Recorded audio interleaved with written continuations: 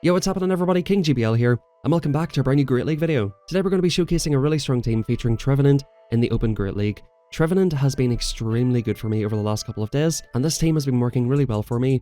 And since I know a lot of you don't have CARBINK, I would like to offer you a good alternative so that you can still use this team and have a lot of success with it.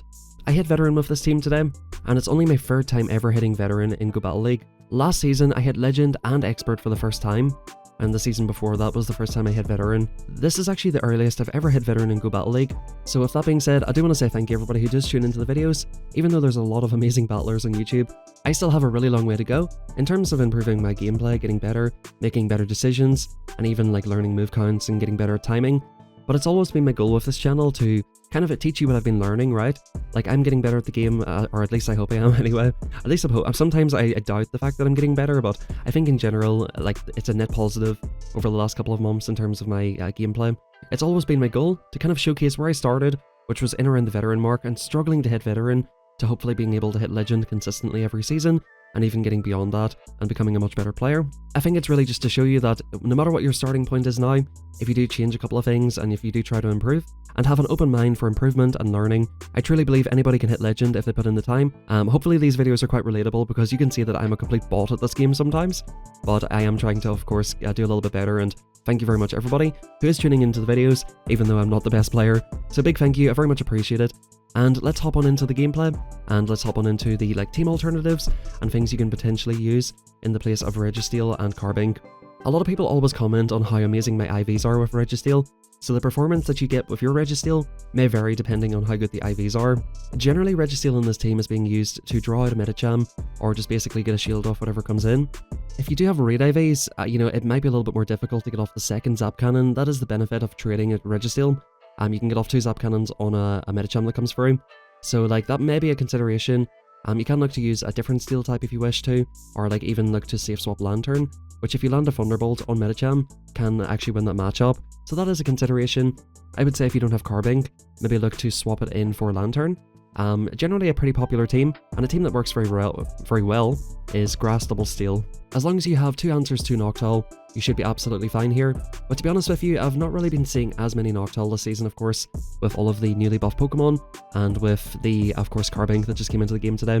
Now moving back into why we're using Trevenant itself, a lot of people have been using Sableye this season, rightfully so. With the nerf to Trevenant, it is much less usable than it has been in previous seasons.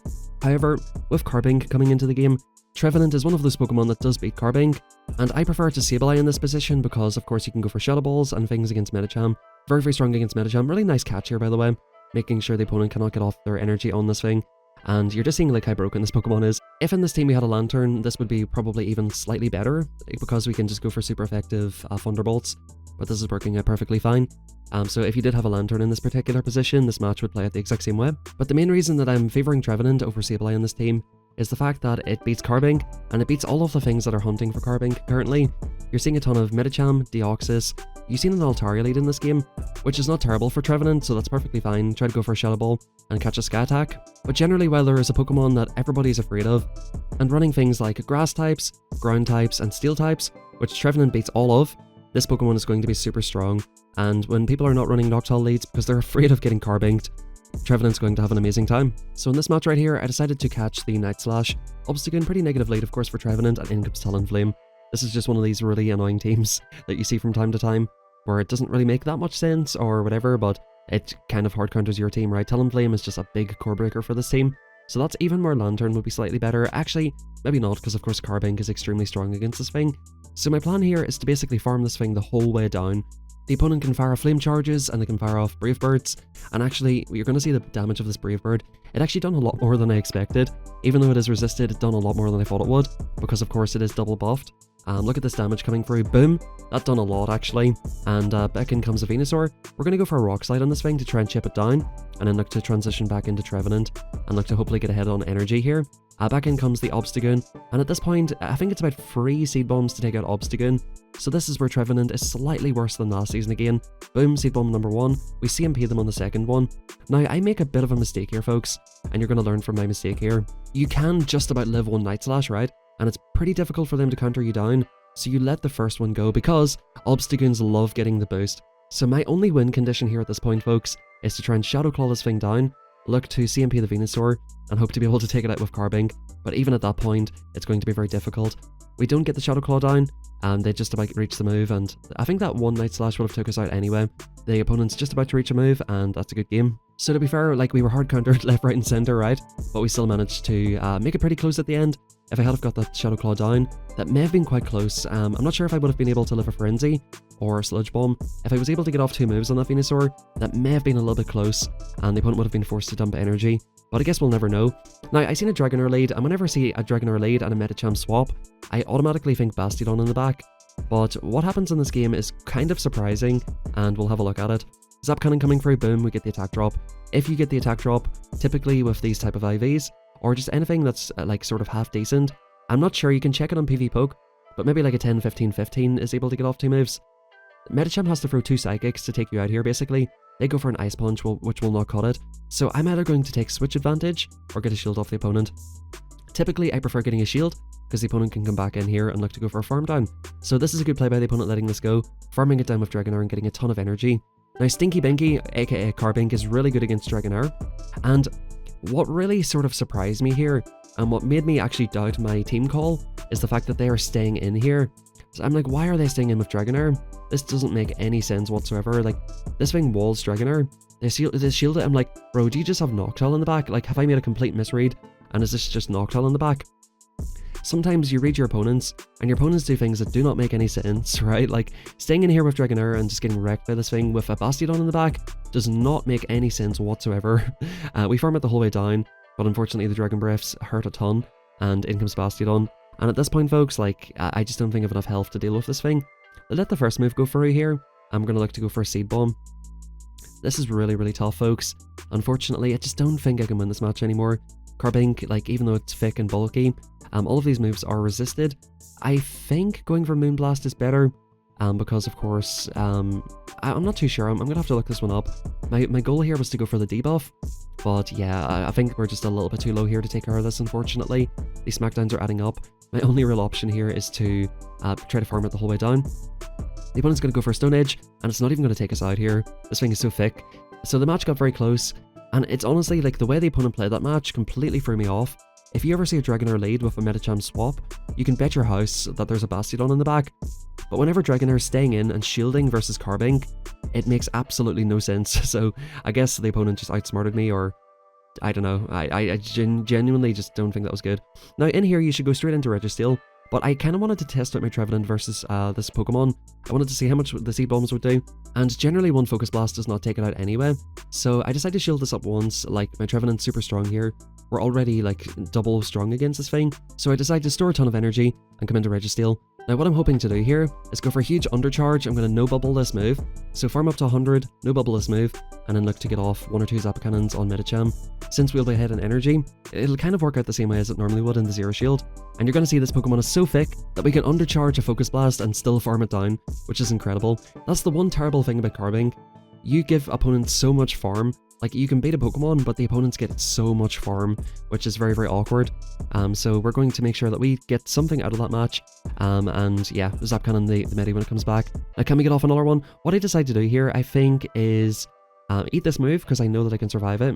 And I think I might look to transition here quite shortly. Yep, Ice Punch coming through. You need to go for Psychic in that position, and we'll see what the opponent does. I'm expecting a shield here and try to get the counter down, but they let it go. We come in and snipe with Trevenant, they don't get off an Ice Punch, and in comes Sableye. At this point, we're almost on back-to-back Shadow Balls. We're going to YOLO the Shadow Ball here, and I know that with my health range, I can get off another move, no problem here, and that's a good game well played.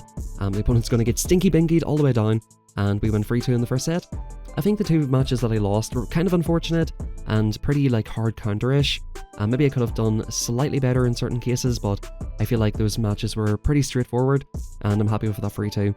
Now we're up to 24-81, and we're going to look to make a push towards Veteran in this next set. So let's do a little bit of an exercise here, right? We have a Galarian Stunfisk in the lead. Now what is this thing weak to? Of course Medicham. So try to make a team prediction here. What do you think might be in the back? What makes sense to be in the back, right? So if there's a Medicham lead on our side, they need something to swap into. That is pretty safe. So like, to me, Noctowl makes the most sense, right? So whenever you think of this, you're like, okay, our back 2 Pokemon are pretty safe here in terms of a Noctowl. What else could potentially be in the back? Something that beats Medicham. Probably a Sableye, Frostlass, all of which are really good for my backline. Now, I decide here that if they have, you know, a Noctowl or whatever, they go for the Earthquake. I don't know why. It does more raw damage for sure, but I guess they only wanted to get off one move. It is a Noctowl. We just insta-swap in, and in comes Medi. And once again, we're going to see Registeel play out the Zero Shield against Medi, and look to basically sweep with CARBINK. Now, once again, if you did have a Lantern in this position, you know, you could come back in with your Trevenant. We're heading energy on Trevenant, right? You look to get off some moves on the Medi, get the opponent's shields, and then look to go for the sweep with Lantern versus Noctowl, which of course is a very dominant matchup. Now, the opponent makes a mistake here. You do have to go for 2 Psychics. They went for Ice Punch and Psychic. I'm not too sure if they would have been able to get to 2 Psychics there. I feel like they should have been able to, and we do get off the second Zap Cannon. We don't get the debuff. We're going to go straight for Seed Bomb. We don't need to go for Shadow Ball at this point. All we need to do is get the shields off the opponent or get them out, and boom, in comes Noctowl. And I guess the opponent probably wants to see how this match plays out, and this will be interesting for you guys to watch as well, because I'm sure you're going to be in this position because everybody uses Noctowl. You're going to see that Noctowl can actually put in quite a lot of damage, and it's not like super comfortable for CARBINK. This is generally why I think that you don't build this one, and you look to build a more bulky one, because look how low they're getting us, right? Like, we sort of have to shield a Shadow Ball now at this point, and we've got back-to-back Rock Slides, and I mean, if this was just a normal match, like, I could just go ahead and farm it the whole way down from here, and look to fire off a Moonblast and whatever comes back in or whatever, but the opponent top left, they realise the game's over, and that's going to be a good game, well played. CARBINK is super strong, but you can do a lot of damage to it with Noctowl, which I think is definitely comforting, and it's something that is good to see. So hopping into the next battle here, let's see what we've got. Trevenant lead versus Registeel. Again, a pretty positive match for Trevenant. You do want to get off the Shadow Ball before they potentially debuff you, so you do go straight for the Shadow Ball, which can be quite unfortunate if they catch it on like a normal type or dark type. That can be very unfortunate in this situation, but it's sort of like one of them ones where it's a 50-50, right? They may catch it, they may not. I let the first Zap Cannon go, and they do get the debuff, which means that these Shadow Balls will do way less damage and won't be able to threaten too close to take it out.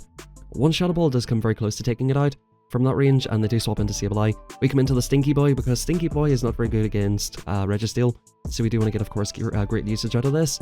And in general, anyway, this thing just absolutely walls Sableye. And once again, folks, you're seeing, like, this is why you want raid IVs, or sorry, trade, not raid, trade IVs, because, yeah, like, these Shadow Claws are adding up. We don't have as much HP as we otherwise would have, and generally, just the bulk would be a lot more favourable here. In comes Medicham. I don't really know why. I feel like you would want to eat the energy on Registeel, because like I would be forced to dump energy on that thing, because you can't really rock throw it down. Like the Regi is low, don't get me wrong, but I think they do still get off another move. Of course I'm not shielding this, and I'll just come into, at this point, Trevenant. The opponent comes into Regi. We do come in ahead and get a lock on free, which means that we should look to outpace. I mean, we've got 2 shields, right? Like, so like, you know, it's not like I'm not going to outpace. I think I may just commit to a lock on down. There's absolutely no way they're getting to like free focus blasts or whatever here. And at this point, you guys have seen the situation with Medicham in the Zero Shield.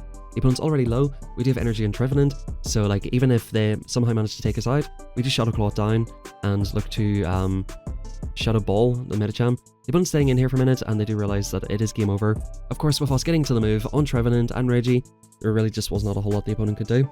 And that team that you've seen there, it's quite a common team. So if you do see that Registeel lead, you know, just keep an eye out for that. And I do believe I get that exact same lead in one of these following matches here as well. So we'll see how that plays out. Yep, this is an expert player who unfortunately is not having the greatest time right now. In comes Registeel, so I'm like, okay, well, let's see what they decide to do this time. Let's see if they play it a little bit differently. I'm more than happy to stay in here. I don't want this thing on my Stinky Binky. I'd rather just keep that alive for the Medicham and Sableye in the back. And, you know, we're just already in an amazing position. I feel like that's something that I need to improve on, and something that I am trying to get better at. Making team reads and sort of looking at the lead and saying, okay, if they have this lead, I've seen this team before, it's most likely going to be this and this in the back. I just know that I can sweep with Stinky Binky, and I know that Trevenant has a lot of play in the back as well. If they come in with Sableye, I just RPS them. You know, what I actually decide to do here, I think the opponent does swap out here eventually. They might shield this and swap out, let me see. Yeah, boom. So actually what I decide to do here is come into Registeel, right? Because I know it's going to be a Medicham in the back, and I've got a really favourable matchup. One Zap Cannon comes very close to taking out Sableye. It does maybe 70% if I had to guess. In comes Medi, in comes the Stinkmeister, and you don't even have to bait in this matchup. They are on Power Punch though, so I was considering, do I actually need to bait here? I felt like I might need to bait, because I'm not really too familiar with this Pokemon yet, and how it plays out in these sort of matchups. I should really run Sims on this thing in PvPoke, but I guess this is just as good, right? Like, we're playing it out and seeing how it goes. Moonblast coming through, boom. The opponent shields it up. We actually do get the 10% chance of the Moonblast attack drop, which is another reason why this Pokemon is insane. The fact that you're able to attack drop a Pokemon while being so bulky and doing a lot of damage with these amazing moves is kind of crazy. Now, I feel like I can't really survive this next Power Punch and get off the move, so I decide to shield this up. If they come into Sableye, that's perfectly fine. I'll just one-shot the Sableye and then look to fire off a Zap Cannon on this, so that's perfectly fine. We're going to swap straight out, not allow them to farm us down. Go for a Zap Cannon, and that's going to get them deep into the red, and that's going to be a good game, folks. They can fire off moves if they want to. I think we even get the debuff here as well, which really just rubs salt into the wound on the opponent. And yeah, that's a good game. So if you had, let's say if you were using Lantern in this particular position, right, what would you want to do? Well, let's see. Instead of probably insta-swapping into the CARBINK, which is what I done, you probably wouldn't go straight into the Lantern. You might consider trying to get off a Zap Cannon first, and then looking to go into Lantern, just to give yourself some sort of an advantage in that match. It would be a little bit more tricky with Lantern, for sure, but it definitely is winnable. Trevenant versus Sableye, very, very tough lead. We're going to swap into Registeel here, which of course we've seen before can do a lot of damage. The opponent does fire off a move, and we'll see what the opponent decides to swap into. I feel like the opponent won't want to stay in here for too long, and they're actually staying in, which is kind of interesting. I'm happy enough to get off the Zap Cannon and try to get shields or apply a lot of damage. The opponent swaps out after that, and in comes Lantern. Lantern, it's an okay matchup for Registeel.